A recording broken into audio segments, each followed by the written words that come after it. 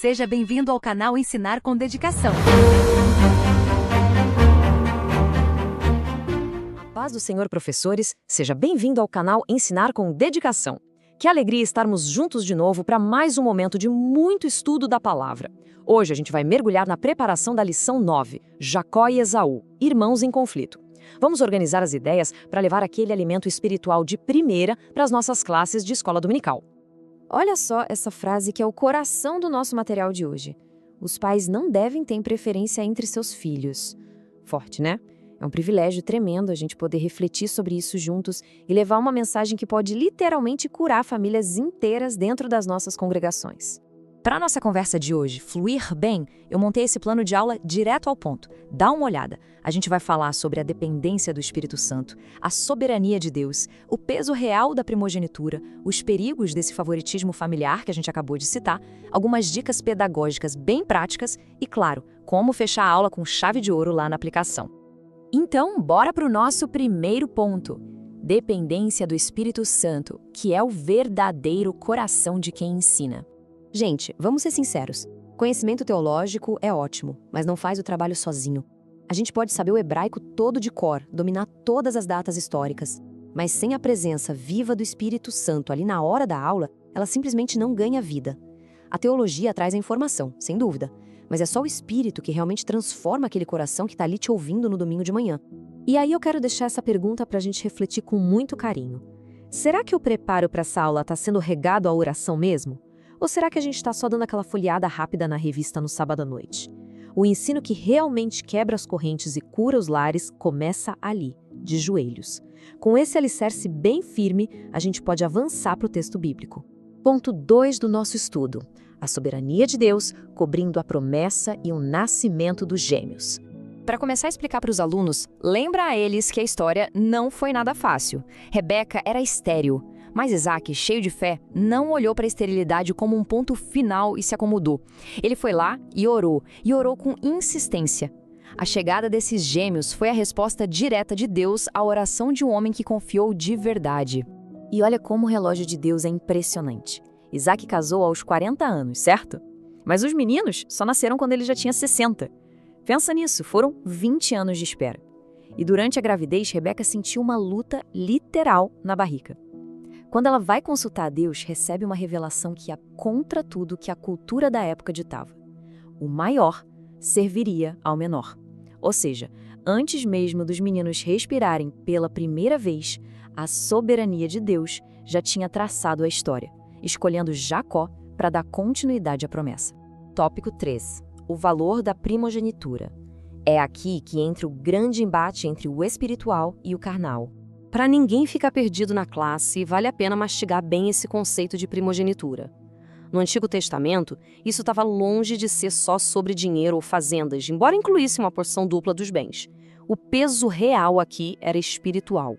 O primogênito era basicamente o líder espiritual da casa, o sacerdote do lar, o herdeiro direto daquela aliança maravilhosa feita com Abraão.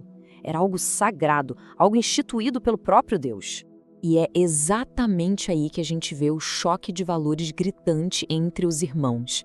Esaú era focado no agora, no estômago roncando, totalmente imediatista.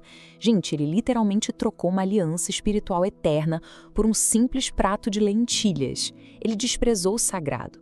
Já o Jacó valorizava as promessas, ele queria a bênção.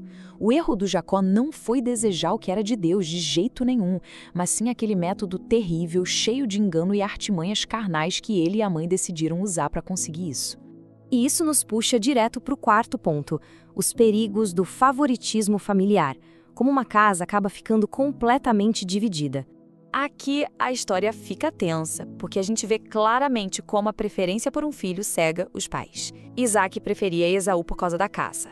Rebeca era apegada a Jacó porque ele ficava ali pelas tendas. Então, quando Isaac, já bem velhinho e sem enxergar direito, decide abençoar Esaú escondido, a Rebeca monta um plano super carnal. Ela escuta atrás da porta, faz o guisado correndo, veste Jacó com a roupa do irmão e ainda amarra a pele de cabrito nele para imitar os pelos do Esaú. E o pior de tudo, ela induz o próprio filho a mentir descaradamente, colocando o nome de Deus no meio da mentira. Faltou total confiança de que Deus cumpriria a promessa no tempo e do jeito dele. E qual foi a colheita dessa manipulação toda? Um desastre sem tamanho. A farsa é descoberta, Esaú chora de amargura e jura que vai matar o irmão. Para não ver o filho morto, Rebeca tem que despachar Jacó para o exílio lá longe, na casa do tio Labão. A família se estilhaça por completo. E sabe o que é mais doloroso? A Rebeca armou tudo isso para garantir o filho favorito por perto, e o resultado foi que ela o perdeu para sempre. Ela morre sem nunca mais ver o rosto do seu amado Jacó. É o preço da mentira e do favoritismo é sempre caríssimo. Vamos para o ponto 5.